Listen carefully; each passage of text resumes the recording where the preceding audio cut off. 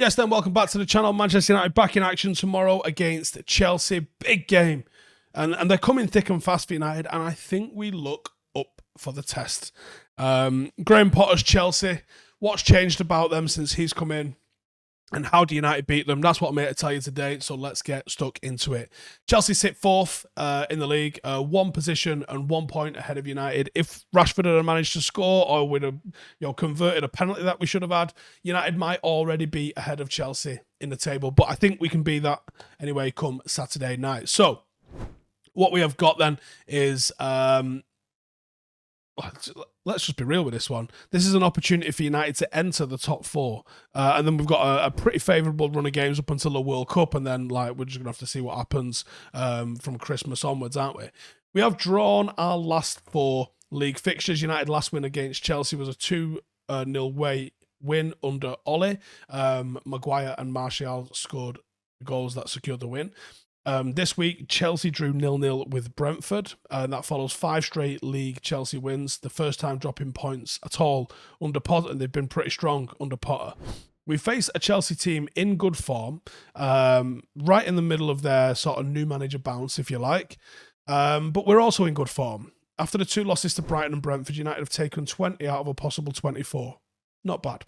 And in that, we've scored 14 goals as well. So United are in pretty strong form as well, and I think there's an improvement week on week in United's play as well, and that's what I'm excited for this Chelsea game for, because it's an opportunity to match up against a team that is genuinely going to be something tricky that we have to figure out.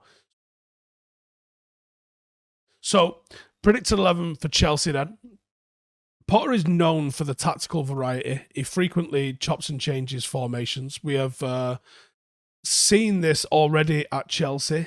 He's alternated between 4-3-3, 3-5-1-1, 3-4-2-1, depending on position. And he largely likes to go with the 3 at the back.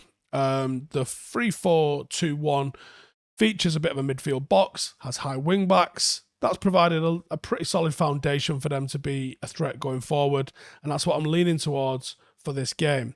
They've recently become good at drawing out pressing units and finding numerical superiority in midfield, including the use of the wing backs directly then into the striker or through the centre, with defenders stepping into midfield with the ball. They use the proximity of the midfield.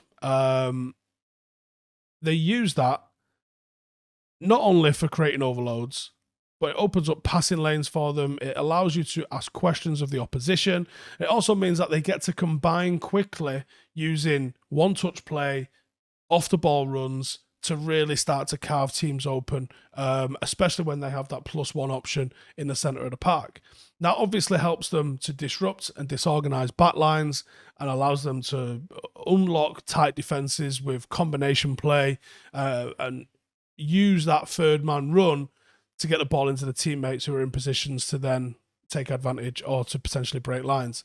And since Potter's come in, they've become a lot more solid defensively. And I would say that their forward play hasn't quite skyrocketed under him just yet, but they're still looking decent. Predicted 11, I would imagine Kepa, Chalobah, Silva, Koulibaly, Cucurella, Jorginho, Kovacic, Loftus-Cheek, Sterling, Mount and Aubameyang. Not the greatest Chelsea side that's ever lined up against United, but still a threat. Starman, at the moment, under Potter especially, is got to be Mason Mount. Worth noting how he elevated his game under Potter. He's tactically flexible, he's intelligent, and he has thrived since Potter arrived at the club.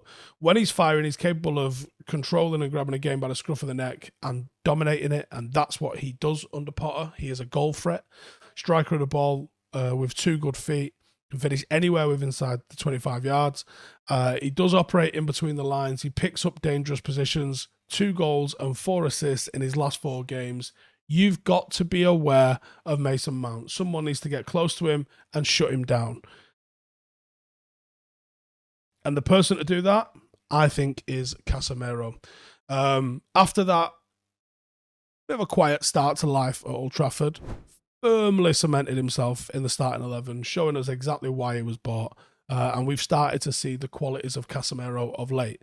Unlike players like Fred, McTominay, Matic, he's proven that he can calmly shift possession from defence to attack quickly, but he also does the defensive and gritty sort of work rate stuff that Fred and McTominay found themselves starting and found themselves in the team for being able to deliver. With Chelsea being the home side, I expect them to have a lot more of the ball than Spurs did midweek, and United, therefore, to have to be more efficient in transition, and Casemiro is going to be a huge part of that. Against Spurs, 85% pass accuracy, 70 touches, 4 ground duel won, 10 ball recoveries, 3 out of 4 completed long passes. He is a proper player with bags of experience who I think is loving playing for Manchester United at the moment. Starting 11-wise for United, the only player that I've got a doubt about is Anthony Martial. Apart from that, this team should pick itself quite easily. I wouldn't also be surprised to see Fred in there as well, playing without the ball. You would expect Fred to have a decent hand in that, winning the ball back.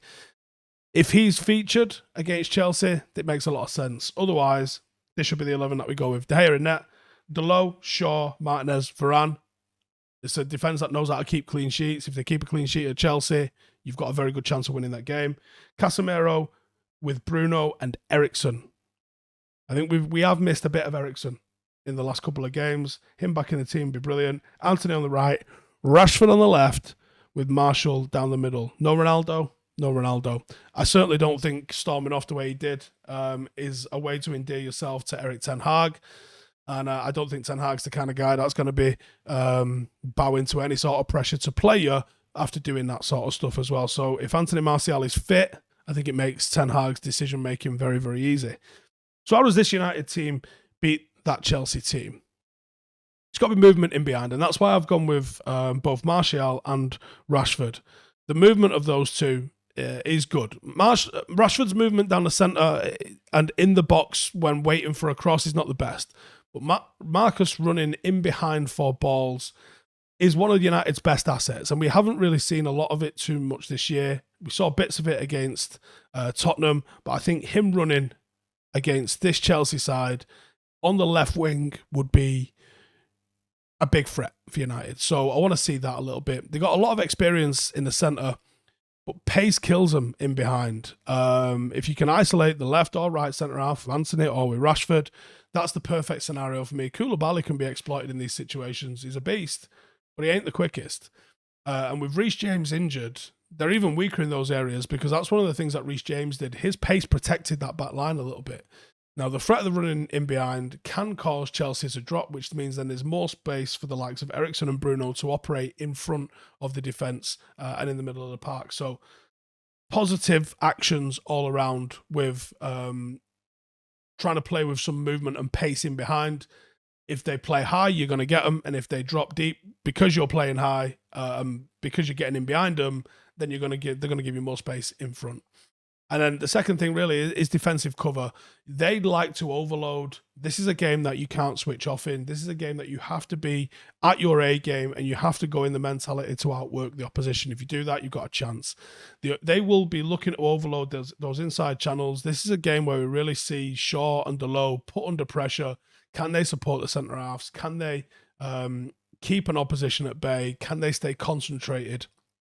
Casemiro's going to have to be aware of people running left and right of him and picking the right option, because that's one of the things they like to do. Sterling and Mount like to drift into that sort of area and pick the ball up. Can he correctly guess the right one, or is someone else going to come in there and follow them as well? We saw Eriksen switching off in the derby. He's not going to be able to do that this time because you're going to get punished the exact same way. Wingers are going to need defensive discipline, and it's going to be a good tactical battle that I can't wait to see. Let me know in the comments, score predictions, and if we get 3 points here, does that mean top 4 is definitely on for United? It's going to be a cracker of a game. Let me know your score predictions, and I'll see you guys in the next one. Laters.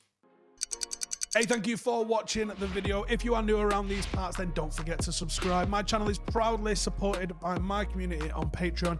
If you'd like to get a little bit of extra content, a Discord group, meetups, five-a-side games, weekly podcasts, behind the scenes, and even an occasional bit of transfer news as and when I get it, then for the price of a pint, you can show your appreciation for the content that we make and get some goodies for doing so as well. Check the link in the description or click the button right here. You'll also find all of my socials here too if you want to follow me on any of those platforms. Nice one.